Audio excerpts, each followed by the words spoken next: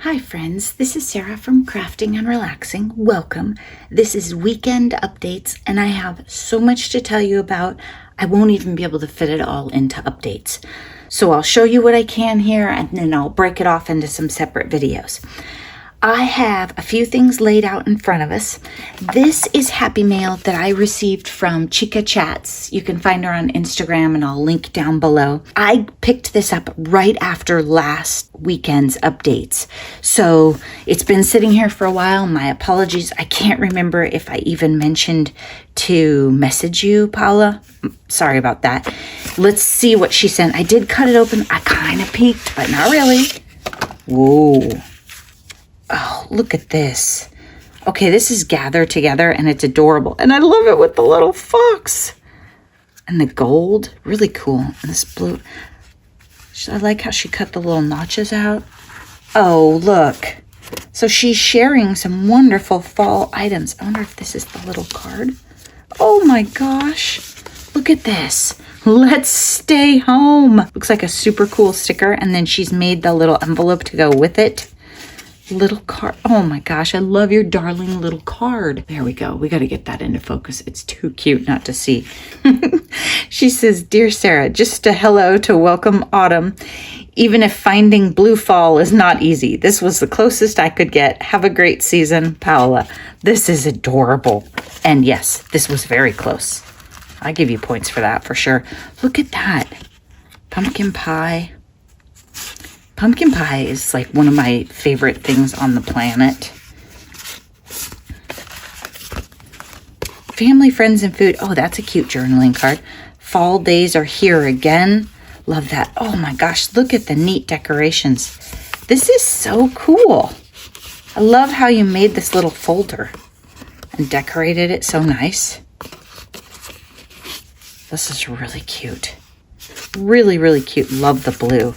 Thank you so much. That was just so sweet of you to think of me. And I hope that you're crafting and doing well. Oh my gosh. She lives really far away from me. Really far. In a place that I would like to go and have not yet been. I just love that sticker. That is precious. Let's stay home. So thank you very much. I didn't want you to think that hadn't come. I can't show you because I haven't gone over the addresses yet. I also have Happy Mail from Mary and Kathy and Nancy. So if you were wondering if I got it, I got it. I'll do those in a separate video. This week, let's see, in order.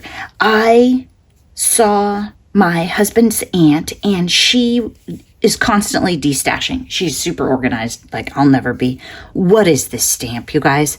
So you would fold this up, you would cut these, you would have all these fringy things. What is this? Seriously.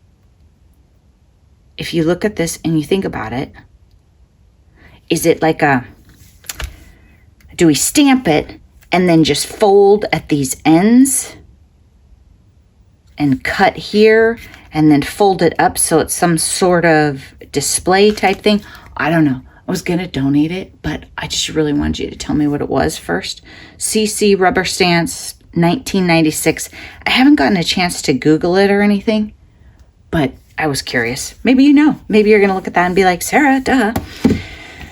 At the thrift store really close, Salem Friends of Feline, I don't think I showed these to you guys yet. I picked up a pansy and a paw print. I picked up the paw print mostly for myself and the pansy for Andrea. But if she doesn't like it, I mean, I'll keep it because it's just cute. You know how I am about these PSX stamps. And I got a ton of them today. I'll tell you about that later. I just wanted to show you this. When we were talking about UFOs and all sorts of unfinished projects, I realized I did not acknowledge this bin that I keep moving around on the counter. And it has, this must have been from Smash That Small Paper Pad at some point. So I have some blank card fronts. That one, I don't know what the plan is. A whole bunch of scrap cards from when I was traveling, or the fronts. You know, I need to make them into cards. And then it's just in this bin that is pretty much UFOs. So I pulled out one and I made a best friend leaves a paw print on your heart. And I did some like this. I think it was Enjoy a Blue. And so the idea is very similar to those, but I just think these are so cute. And this stamp, I think this stamp is Noni's, not mine, but I really like it. Today I saw Eileen, who I've talked about before. She lives about an hour away from me, and I went to the garage sale at our other friend Janie's house, and Janie and Eileen are really good friends, and I've been to crops with them before. So I passed off a pet journal, like a little kit, to Eileen. I was missing those tiny little paw prints, and I think I have some dog, I'm looking around the counter, some dog paper clips still remaining. So I'm not sure where those are, but they weren't in the kit I tried to give her. So anyway, I'll look for those. She gave me this cute Choose Joy. And look at this. It's really funny because I have one that's very, very similar, but it's small. So I like that this one is bigger. It's a little more energetic of a message. She is a close to my heart demonstrator, Eileen is, and clearly she has good taste. Love this. That is just a cute, cute, cute one. And close to my heart stamps, I feel like they work really well too. I've been really happy with them. Then these were some things she's been tidying. These are cool envelopes. So my guess is she passed them to me for junk journals. I like them. I like the postage thing, the Just Wink. And then look at these Junebug puffies. These are a close to my heart product. And there's little blue birds in here. Oh my gosh, for my bird journal or just life in general. These will be super cute on embellishment clusters. You know, those ones I've been sewing together and I have the stamp and stuff. Every once in a while you want a little, here's a partial one, it hasn't quite finished. Every once in a while you want a little texture or a puffy sticker, but you don't want it loud. And these will be great. There's gold ones too. Love those. Little gold butterflies. Oh my gosh. These are postcards she had from her family, her mom's trip to Japan, I think she said. So very cool. Look at that. And I like this package, Summer Palace. That's a cool one. They didn't really mean for it to be a postcard, but it's very cool. And then she gave me this, and she asked me if I'd seen this, and I was like, no. It's yellow and blue, so I bet Cheryl likes it. And I don't know if she did it with inks.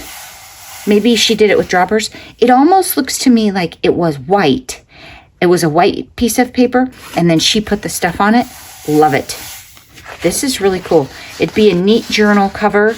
It, of course, would be great to, I have to ask, I'm not sure exactly what it is, but it feels like paper and it would tear pretty well, so you could tear it up and use it as a layer in embellishments. I will make that Happy Mail video. Today, I was going to stay home, be super responsible, work on Smash That Small Paper Pad, which is started off to the right, but I kind of pushed it out of the way, and clean my room. And it was pouring here. It had rained an inch in like 12 hours. So by, I think, 11 a.m. today, it had rained an inch. It was fabulous. In Oregon, we need the rain. We've been sending smoke to all you other states. So there you go. Instead of staying home, doing the responsible thing, not acquiring more items, I have been looking at this place on Instagram called Lost and Found Crafts in Olympia, Washington. Olympia is 2.5 hours from my house. It's kind of a ridiculous drive to just get in the car and go craft shopping. But they posted on their Instagram that they were having a sale today. And in thrift stores, what happens is as you get donations, it's very often too much. So you put all your Christmas stuff in storage, say, and you have a Christmas sale where you bring all that stuff in. Or you do it for puzzles or paper crafts or books or whatever. That's why lots of times you can't go to a thrift store in August and buy a Christmas item because they just shove them in a storage unit until then. So today they had a photograph of these tubs of paper crafting supplies. I can't even show you because I don't have any tubs that big in my craft room. But imagine like those great big Rubbermaid, probably 12 or 18 inches deep and 2 feet long that a lot of you put your Christmas or holiday stuff in. Those. The stuff that your kids put their sporting equipment in the garage. The big bad boys. And it was fill a bag for $10 or a small bag for $5. I was super late. I got there in the afternoon. I tried to hit, they had also posted about a sale at the VFW right up the road. And it said it was paper dolls and art supplies. When I got there, it was paper crafters like us, and it was like a garage sale thing. They had tables, but I got there at 2:51 and they were cleaning up. So I looked through a tiny little thing of dies. Most people had already loaded their car, and I was like, well, I don't want to be pushy. I'll leave. But it would have been fun. It would have been something that we would have liked to do. And it was maybe not even half a mile up the road. So then we headed over to the other store. And what the store did for today is they used a furniture store down below them and had these tubs everywhere. There were probably, I don't know, a dozen or so. I'll think about it more and I'll tell you all about it in the other video.